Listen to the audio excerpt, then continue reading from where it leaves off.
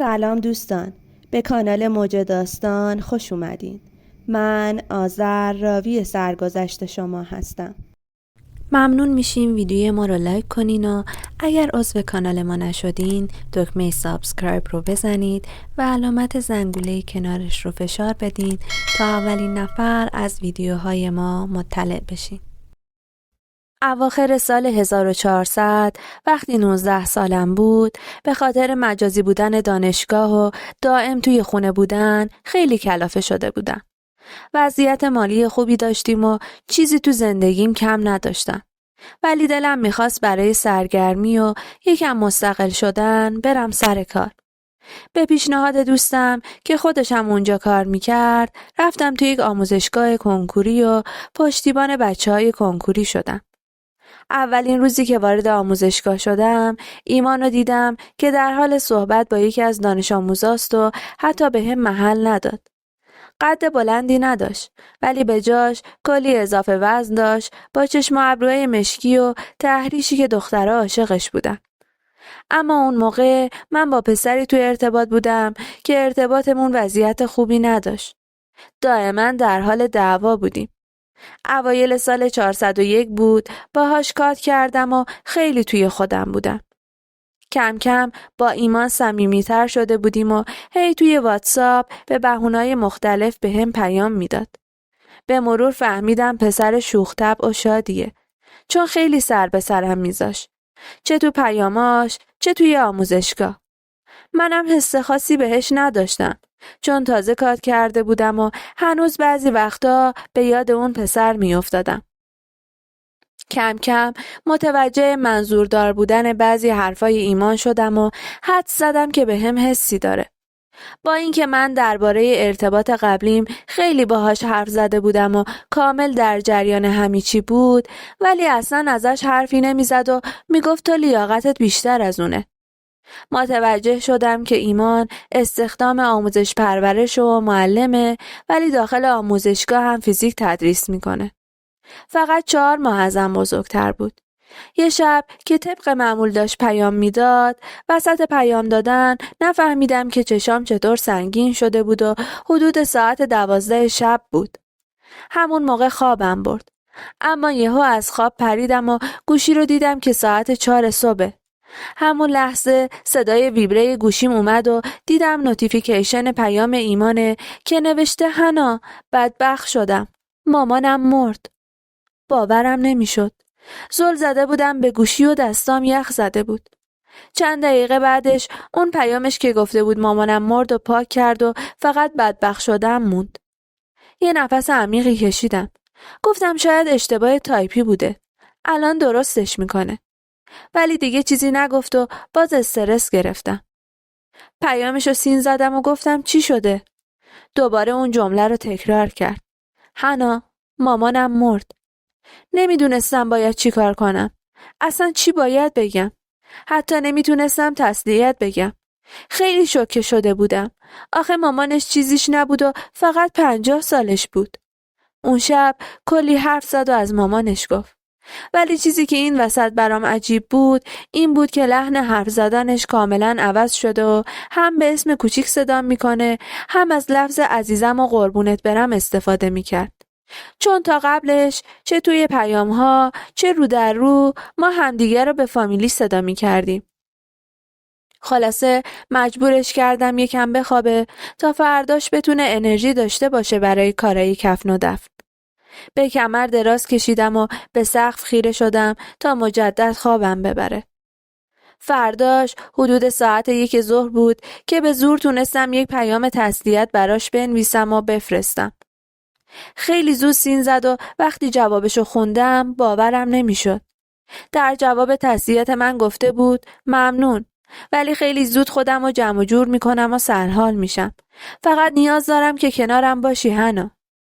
خوندم ولی چیزی نگفتم که دوباره پیام اومد و نوشت مدت‌ها منتظر بودم از ارتباط قبلیت بیای بیرون. وقتی فهمیدم کات کردی قرار بود آخر همین هفته بهت پیشنهاد بدم. ولی حیف که مردن مامانم برنامه هامو خراب کرد. باورم نمیشد. چطور ممکنه یکی مادرش فوت کنه و هنوز جنازش روی زمین باشه ولی به فکر مخ زدن و عشق و عاشقی باشه؟ نمیدونستم باید چی بگم. هنگ کرده بودم. سعی کردم جواب خیلی قطعی و واضحی بهش ندم، چون حس میکردم اثر شوکی که بهش وارد شده و نمیفهمه داره چی کار میکنه. فقط براش نوشتم بذار سر فرصت مفصل صحبت میکنیم. فرداش خاک سپاری بود و ایمان دائما پیام میداد و حواسش بهم بود. برام خیلی تعجب برانگیز بود. دیگه رسما وارد ارتباط شده بودیم و من خیلی نگران بودم بابت این قضیه، چون اصلا شرایط مناسبی نبود، ولی میترسیدم باهاش صحبت نکنم و یه وقت حالش بدتر بشه. چند ماهی گذشت و دیگه ارتباط ما را همکارامون فهمیده بودن. منم با اینکه اولش از سر ترحم باهاش اوکی شدم، ولی کم کم بهش علاقه‌مند شدم و دوستش داشتم. ایمان خیلی زود با فوت مادرش کنار اومد و دوباره شد همون پسر شاد و خندون. هفته‌ای چند بار میرفتیم بیرون و کلی تفریح میکردیم. با مناسبت و بی مناسبت برام کادو میخرید. کادوهای گرونی نبود، ولی من همین چیزا رو دوست داشتم که به فکرم باشه. 4 ماه از ارتباطمون گذشت که یه شب گفت داریم با بابام و خواهرم و نامزدش میریم خونه مام بزرگم اینا. ساعت 6 از اینو گفت و رفت و دیگه هیچ خبری ازش نشد. نگران شده بودم.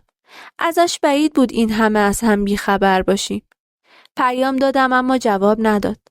هر صدای پیامی که می اومد فکر می کردم ایمانه، ولی نبود. یه اخلاقی که داشت این بود که هر کاری می کرد خبر می داد. مثلا وقتی جایی می رفت خبر می داد که رسیده، یا مثلا راه افتاده که برگرده. ولی اون شب حتی خبر رسیدنش رو هم نداد. من خیلی نگران شدم، چون تا حالا همچین کاری نکرده بود. حدود ساعت 11 شب بود که رفتم اینستا. یهو دیدم یکی از دوستای مشترکمون 20 دقیقه قبل پست گذاشته و ایمان لایکش کرده.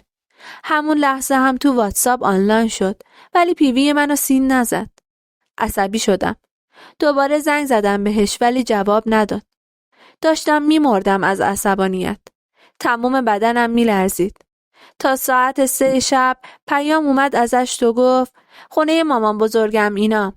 نامزد خواهرم با همون دعوا شد. الانم حوصله ندارم. بعدن حرف میزنیم. شب بخیر. اون شب با گریه خوابیدم، چون تا حالا اینجوری با هم رفتار نکرده بود.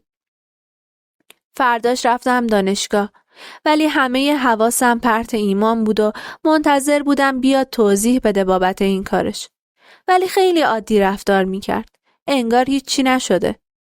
عصر بعد دانشگاه رفتم آموزشگاه که وقتی کارش تموم شد بریم بیرون و حرف بزنم باهاش. ولی جوری سرد برخورد کرد که جا خوردم. اصلا انگاری منو نمیدید. عصبی شدم و ترجیح دادم برگردم خونه که ای وقت اونجا کاری نکنم که بقیه متوجه بشن. رفتارم و باهاش سرد کردم و بالاخره به حرف اومد. گفت دعوا شد و حوصله نداشتم. منم گفتم چطور حوصله گشتن توی اینستا رو داشتی ولی حوصله یک کلمه جواب دادن به منو نداشتی؟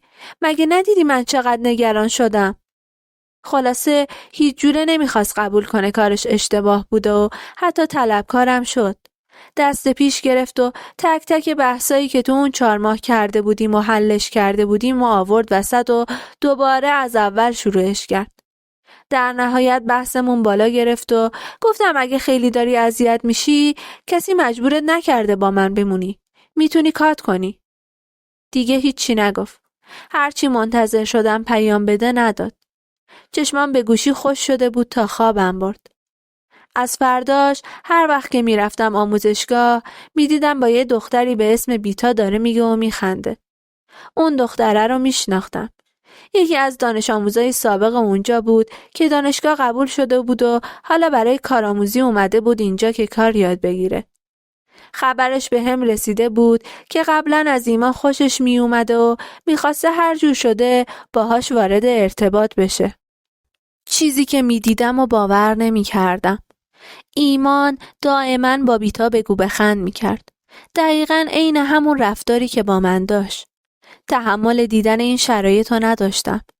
چندین و چند بار بعد از تموم شدن کار جلوی چشم من بیتا رو سوار می‌کرد و می‌رفتن کافه و جاهای دیگه.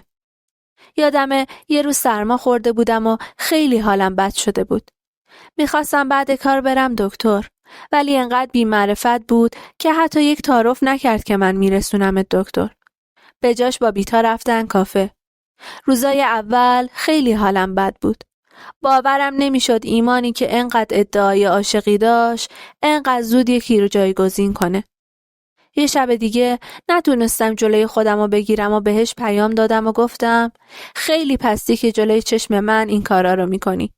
خیلی پستی که با احساسات من بازی کردی و تو بدترین روزای زندگیت من بودم که کنارت بودم، ولی تا حالت خوب شد دنبال بهونه گشتی که بری با یکی دیگه. گوشی رو کنار گذاشتم و منتظر بودم چیزی بگه. قلبم توی دهنم میزد که پیام داد، ولی منکر همه چی شد و گفت تو دیوونه ای، هیچی بین من و بیتا نیست و داری تهمت میزنی. ولی همه متوجه چیزی که بین اون و بیتا بود شده بودن. حال خوبی نداشتم. بدترین حسهای غریبگی و بد و داشتم تجربه میکردم. حدود 1 ماه از این اتفاق گذشت و من کم کم سعی میکردم اهمیت ندم و دنبال زندگیم باشم. سعی میکردم کمتر برم آموزشگاه یا مثلا وقتایی برم که میدونم ایمان اون موقع اونجا نیست. یه روز دیدم پیام داد و میگه که میخواد با هم حرف بزنه. اولش قبول نکردم، ولی خیلی اصرار کرد و قرار شد بریم بیرون. اومد دنبالم و رفتیم رستورانی که اولین بار با هم رفته بودیم. اولش جفتمون سکوت کرده بودیم، ولی ایمان شروع کرد به حرف زدن. گفت حنا خیلی در حقت بد کردم و حق با تو بوده، ولی من دوستت دارم. به خاطر تموم کارام متاسفم. به خدا تموم کارام از سر لجبازی بوده و الان پشیمونم. شرمندگی از چهرش مشخص بود. خلاصه کلی حرف زدیم و ازم خواست که برگردم. منم خب دوستش داشتم و قبول کردم و ارتباطمون رو دوباره شروع کردیم. این مدت پدر ایمان بدون اینکه نظر بچه‌هاشو بپرسه ازدواج مجدد کرده بود و این خیلی برای ایمان گرون تموم شده بود. زن باباش مدام قهر می‌کرد و به خاطر ایمان و خواهرش از خونه میرفت.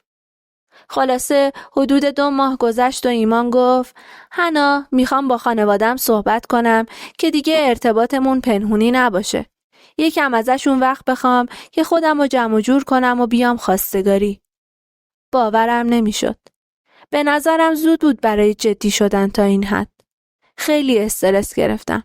چون به خاطر قضیه بیتا هنوز یکم دلم پر بود ازش و میترسیدم دوباره تکرار کنه این کارشو. برای همین نمیخواستم انقدر سریع جدی بشه ارتباطمون تا بتونم بهتر بشناسمش و ثابت کنه خودشو. ولی ایمان گفت تا رسمی بشه همه چی حدود 1 سال زمان میخواد و تا اون موقع شناختمون بیشترم شده. خلاصه رفت محل کار پدرم و با بابام صحبت کرد و 1 سال وقت خواست ازش، چون اونم دانشجو بود. چند ماه بعد باباش متوجه ارتباطمون شد و اصرار کرد که زودتر باید بیان خواستگاری. اوایل دلیل این همه اصرار رو نمیدونستم. فکر میکردم به خاطر خودمه.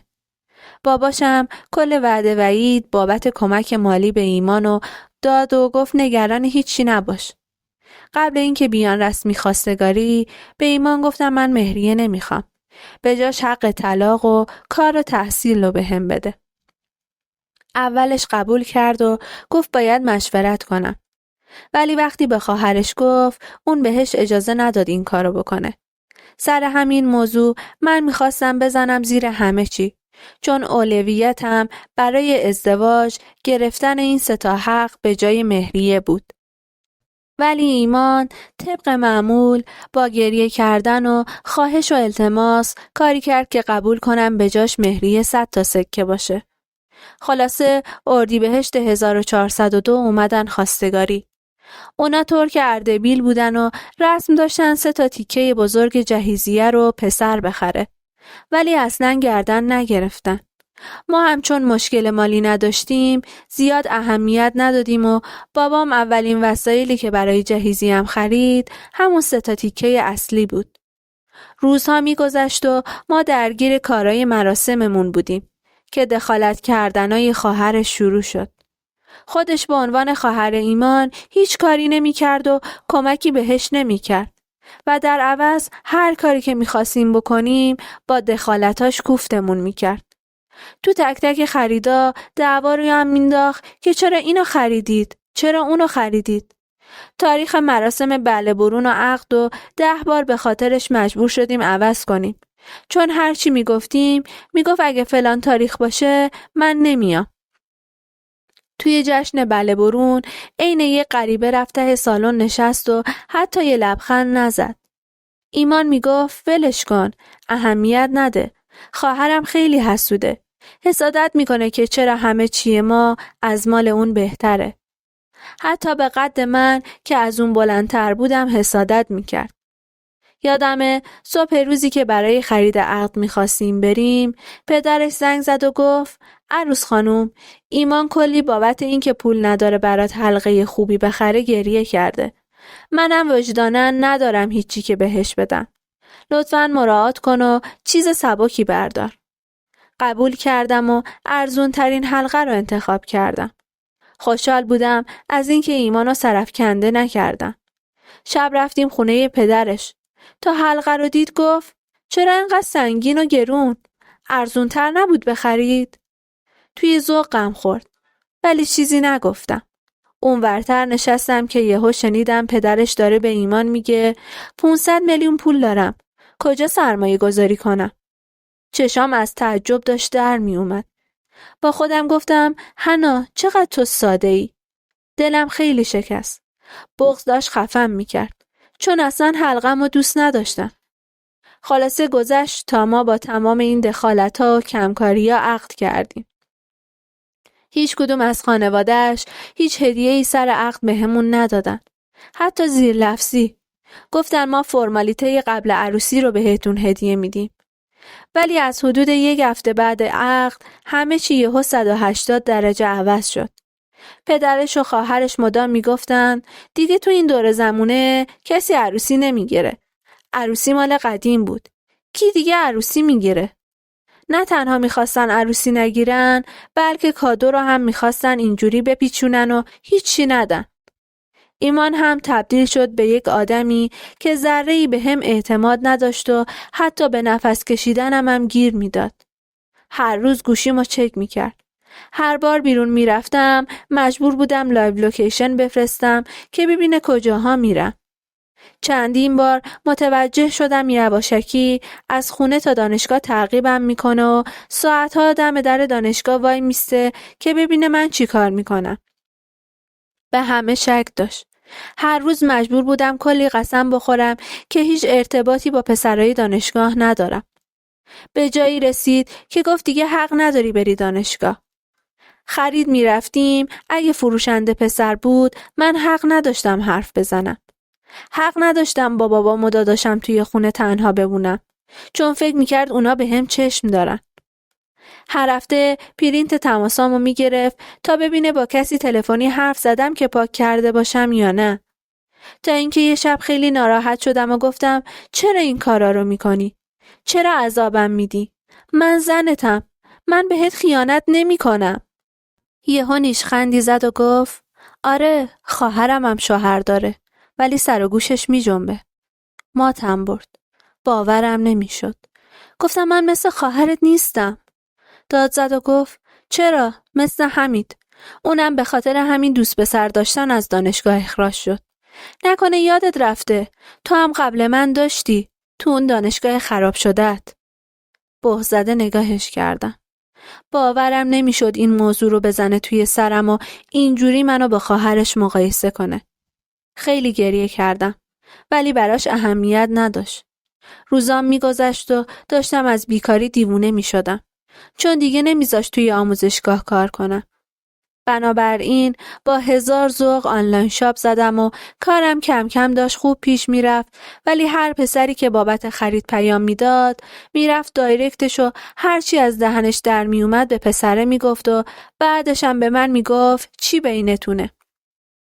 مجبورم کرد شماره تمام آقایونی که داشتم، حتی بابام و داداشم رو پاک کنم. چون میگفت تنها جنس مخالفی که حق داری شمارش رو داشته باشی منم. دوران عقدی که برای همه جزو بهترین روزای عمرشونه، برای من تبدیل شد به بدترین روزهای زندگی. روزی نبود که دعوا نکنیم سر این شکاک بودنش. هر روز به یک چیزی گیر میداد. خواهرشم کلاً با هم نمیساخت. برای پاگوشا دعوتش کردیم نیومد. عید قربان عیدی آوردن، همه اومدن ولی این نیومد. هر بار دروغی سر هم میکردم برای خانوادم که متوجه اوضاع نشن. اینا کم بود که از اون طرفم باباش زد زیر تمام وعده وعیداشو، حتی 1000 تومنم بهش کمک نکرد. یه روز ایمان گفت بابام هیچ کمکی بهم نمیکنه و منم پول ندارم. نه میتونم سرویس طلا بخرم، نه عروسی بگیرم، نه حتی خونه بگیرم. گفتم اینجوری که نمیشه. پس باید چیکار کنی؟ حالا طلا و عروسی هیچی. بدون خونه کجا میخوایم زندگی کنیم؟ هیچی نگفت. ولی فرداش باباش زنگ زد و بهم گفت شما خونتون خیلی بزرگه. بگو بابات خونه رو بفروشه و 2 تا کوچیک‌تر بخره و یکیشو بده به شما. باورم نمیشد. از همون اولین دفعهایی که باهاشون رفت و آمد کردم متوجه شدم که باباش به شدت آدم خسیسیه. ولی فکرشو نمی کردم انقدر بی‌وجدان باشه که همچین چیزی بخواد. حس کردم از من سوء استفاده شده. وقتی به ایمان گفتم نیشخندی زد و گفت فکر کردی برای چی اصرار داشت بیایم خواستگاری؟ عاشق چشم و ابروی تو بود؟ نه خیر، چشمش به پول پدرت بود که خودش دستاشو کنه توی جیبش و منو زودتر از اون خونه برم تا راحت تر با زنش اونجا زندگی کنه. برام قابل باور نبود. نمیتونستم اینا رو به خانواده‌ام بگم. خجالت میکشیدم. انقدر خساست‌های پدرش بیشتر شده بود که حتی ایمان اگه یه شاخه گل برام می‌خرید انقدر غر می‌زد و دعوا می‌کرد که خدا می‌دونه. به مرور خانواده‌ام متوجه مشکلات مالی ایمان شدن، ولی نذاشتم از شکاک بودنش چیزی بفهمن. نمی‌خواستم پای خانواده‌ها بیاد وسط و می‌خواستم خودم سعی کنم یه جوری درستش کنم. هیچ کس از خانواده‌اش، حتی باباش حاضر نشدن ضامن بشن برای وام ازدواجش. یکی از همکارای بابام ضامنش شد. برای خونم مامانم گفت پول پیش و رهن میده بهمون. ولی حال من با این چیزا خوب نمیشد. با مشکلات مالی میشد یه جوری کنار اومد. ولی با اخلاق ایمان نمیتونستم کنار بیام. شب و روز کارم شده بود گریه. یه روز خواب بود و گوشیشو برداشتم. چشمم که به پیاماش افتاد بند دلم پاره شد. باورم نمیشد داره به هم خیانت میکنه. جیغ زدم و یهو از خواب پرید. بدون اینکه عذرخواهی کنه طلبکارم شد که چرا رفتم سر وقت گوشیش. انگار داشتم خواب میدیدم. فکرشو نمیکردم اینجوری رو دست خورده باشم. حالم از خودم که صادقانه احساسم رو به پاش ریختم به هم میخورد. فقط گریه میکردم و اونم سعی داشت کارشو لاپوشونی کنه. دید هیچ رقم کوتاه نمیام، قهر کرد و از خونمون رفت. شوکه شده بودم. هرچی زنگ میزدم جواب نمیداد. فرداش دیدم استوری گذاشته، رفتم با دوستاش شمال. شروع کردم بهش پیام دادن و زنگ زدن. جواب هیچ کدومو نمیداد. 1-2 روز بعد گذشت و اومد پیشم برای عذرخواهی. ولی نمیتونستم ببخشمش. گفت هنا به خدا اینجور که تو فکر میکنی نیست. من فقط تو رو دوست دارم. فقط چند سال اونا رو میشناسم. نمیتونم از زندگیم حذفشون کنم. اینو که گفت غم دلم 1000 برابر شد. فهمیدم با گریه و زاری نمیتونم اینو درستش کنم. ناچارن تصمیم گرفتم بهش فرصت بدم و رویه‌ام رو تغییر بدم. خیلی دوستش داشتم. نمیخواستم به این راحتی جا بزنم. فرصت دادن همانا و هر وقت بحثمون میشد پا میشد میرفت شمال و توی خیابون دختر بازی تا من هرس بخورم همانا. انگار واقعا روش به من باز شده بود و هر کاری میکرد. ولی من هر کاری میخواستم بکنم به هم گیر میداد. به اصرار من رفتیم پیش مشاور. بعد از چند جلسه مشاور گفت ایمان بیماری پارانوید داره که جزو بیماری‌هاییه که اگه قبل ازدواج معلوم بشه دختر یا پسر دارنش به هیچ وجه توصیه نمی‌کنن که ازدواج کنن. چون حتی درمان قطعی هم نداره و روز به روز شدیدتر میشه. فقط با دارو میشه کمی کنترلش کرد و ایمانم باید بره درمانو شروع کنه. دنیا برام سیاه‌تر شد. چطور تا قبلت اینجوری نبود؟ مشاور گفت ببین دختر جان، خود همسرت گفته که میترسیده تو متوجه بشی و ولش کنی. چون بعد فوت مادرش به تو پناه آورده و ترس از دست دادن داشته. وقتی عقد کردید پس خیالش راحت شده و دیگه نتونسته نقش بازی کنه. قفل کرده بودم. اصلا باورم نمیشد. خودکارشو بست و روی میز گذاشت. به دستاش روی میز تکیه داد و به هم نگاه کرد و گفت 1 ماه بهش فرصت بده. اگه درمانو شروع نکرد باید به فکر جدا شدن باشی. چون در نهایت یا تو خودتو از دستش میکشی یا اون تو رو میکشه. ته قلبم از ترس خالی شد. هرچی بیشتر میگذشت بیشتر شد که میشدم و با تمام وجودم شکست و احساس میکردم. از مطب اومدم بیرون و رفتم سراغ ایمان. باهاش حرف زدم ولی ایمان هیچ جوره قبول نکرد که بیماره و حاضر نشد درمان بشه و به جاش رفتارش 100 برابر بدتر شد. دیگه کم کم خانواده من متوجه شدن. تا کی میشد مخفی کرد؟ چندین بار باهاش حرف زدن تا دست از کاراش برداره. ولی تهش 1 هفته به ظاهر خوب میشد و دوباره روز از نو.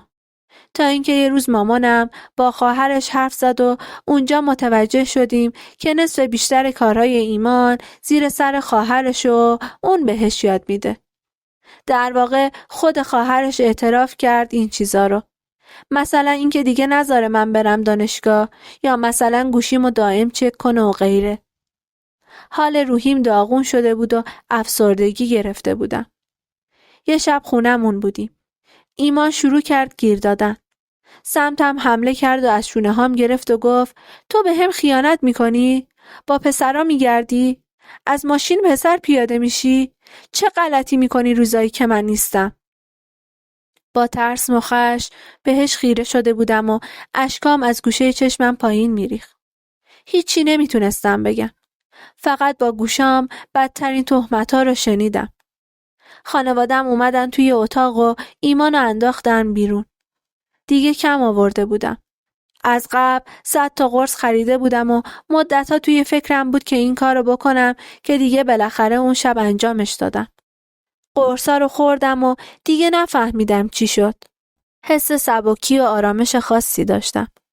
چشامو که باز کردم دیدم توی بیمارستانم. دوست نداشتم بیدار شم. خیلی گیج و منگ بودم و فکر می‌کردم مردم. هیچی یادم نیست از اون چند روز. وقتی اومدم خونه بقیه برام تعریف کردم که اون شب مامانم اومده بود صدام کنه برای شام و دیده بیهوش افتادم کف اتاقم. من توی بیمارستان ایست قلبی و تنفسی کرده بودم ولی سریع احیا کردن و زنده موندم. زجرآورترین قسمت ماجرا که باعث شده بود دلم نابود شه و تصمیم سختی بعدش بگیرم این بود که ایمان متوجه این اتفاق شده بود ولی هیچ کاری نکرده بود. حتی خبرم رو هم نگرفته بود. انقدر براش بی اهمیت بودم یعنی.